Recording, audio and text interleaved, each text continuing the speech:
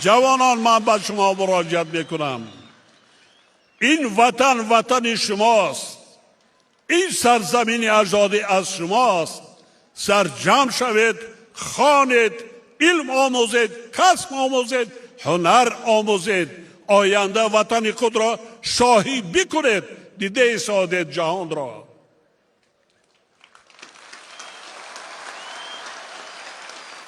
کلی مردم تاجیکستان، پدر و مادران، بار دیگر دعوت میکنم که با علم آموختن، کسب و هنر آموختن فرزندان صدچند کمک کنید.